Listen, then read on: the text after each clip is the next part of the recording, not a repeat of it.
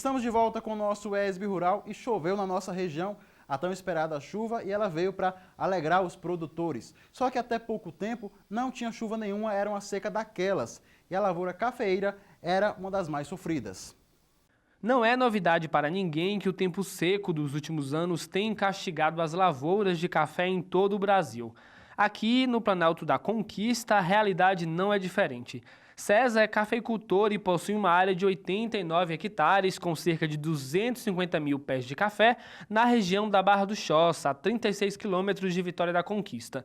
Em tempo de fartura, a produção chega a render 4 mil sacas de café. Mas, para 2016, a expectativa é que as plantações gerem pouco mais de 2.800 sacas. Segundo ele, a boa chuva não aparece desde setembro. O café foi bastante prejudicado nesses últimos anos aqui na região por conta desse déficit hídrico, né? Esse ano agora, após a colheita do ano passado, de 2015, era esperado que normalmente a partir de outubro viesse as chuvas em condições normais para que os cafés florassem e crescesse o fruto e desenvolvesse também a parte vegetativa para a próxima safra.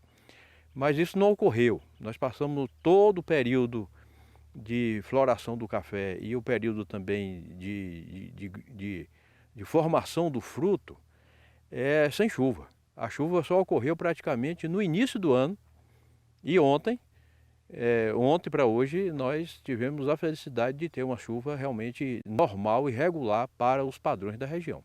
A solução encontrada pelo cafeicultor para amenizar esses problemas foi a irrigação. Este reservatório capta a água de uma barragem próxima e leva, por meio de gotejamento, água a toda a plantação. No entanto, por conta da falta de chuva, a reserva de água não tem sido reposta. Essa lavoura é uma lavoura irrigada, né? Só que a gente, mesmo com a lavoura irrigada, como os anos vêm sendo muito com temperaturas sempre crescentes e também a quantidade de chuva sempre diminuindo e às vezes irregular, né? Ela cai numa hora que não é o normal e isso aí atrapalha um pouquinho, então a irrigação termina sendo uma maneira de você garantir essa produção. O município de Barra do Choça possui mais de 18 mil hectares de área plantada de café. Fica claro, portanto, o peso do grão na economia local.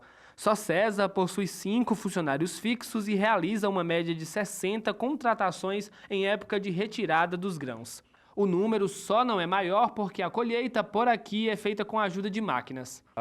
Se a gente for somente se reportar, por exemplo, a região aqui do Planalto, aqui da região de Conquista, Barra do Choça, que é onde nós estamos aqui, no município da Barra do Choça, realmente já há um prejuízo. Por exemplo, a safra da produção de café esse ano já vai ser uma safra bastante prejudicada por conta desse problema climático, né?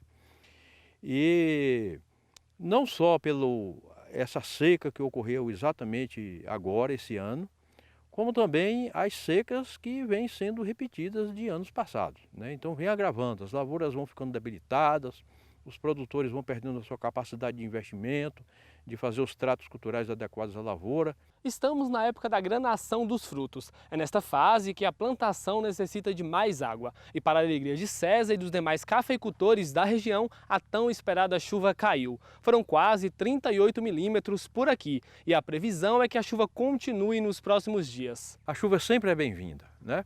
Mesmo que às vezes atrapalhe um pouquinho, ela venha um pouquinho a mais do que o normal ou necessário, mas ela sempre é bem-vinda, né? E a chuva que ocorreu aqui, para a maioria das lavouras da região, ela chegou um pouco tarde, mas chegou em boa hora.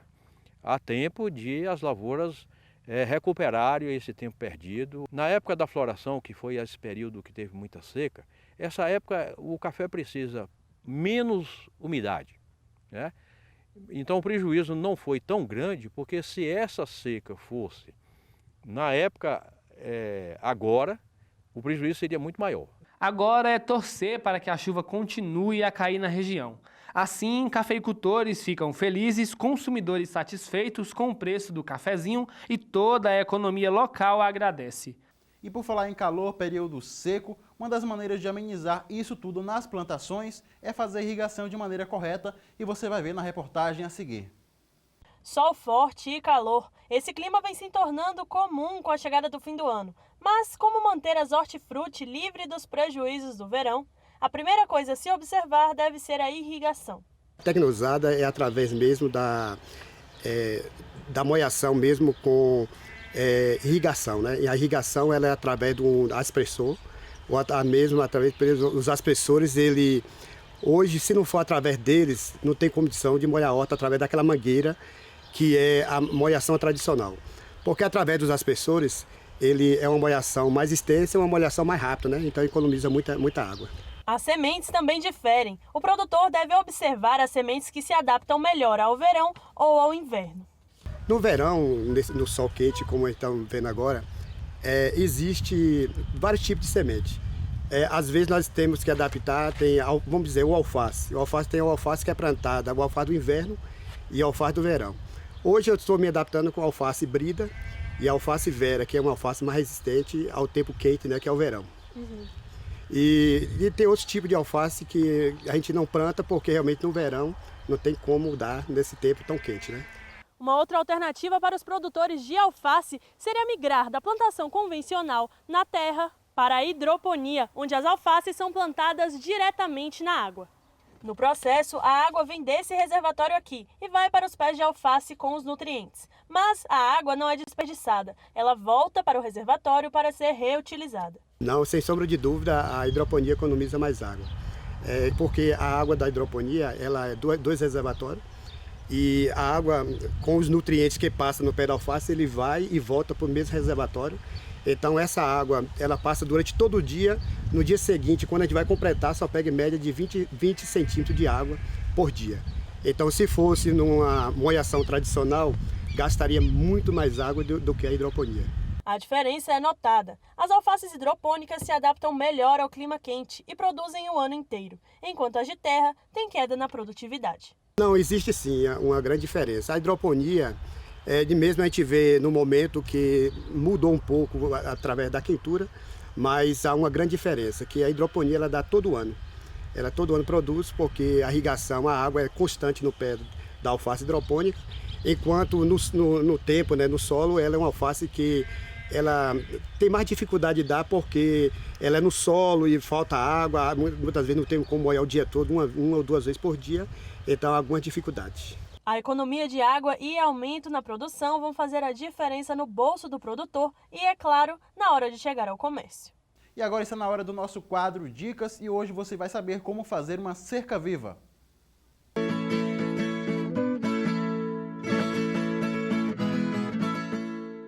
A dica de hoje é sobre como plantar uma cerca viva.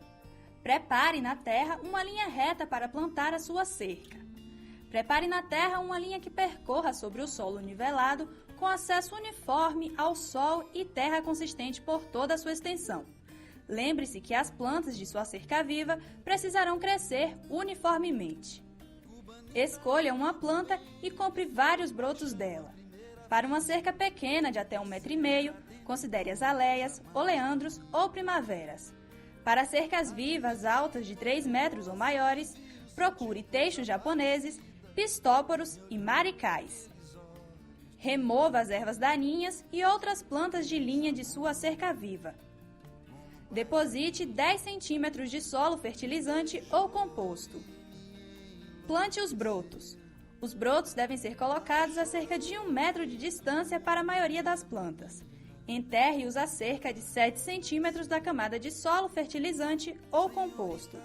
Ague a linha da cerca viva de forma que o solo e a cobertura se assentem. Fertilize as plantas com fertilizantes de jardim comum 2 vezes por ano. Pode as plantas pelo menos 1 vez por ano. A poda envolve cortar as folhas e os ramos do topo e das laterais das cercas vivas com tesouras de jardinagem. Remova qualquer ramo longo e massas densas de folhas. Seu objetivo é criar um visual cheio e consistente ao longo do comprimento da cerca viva.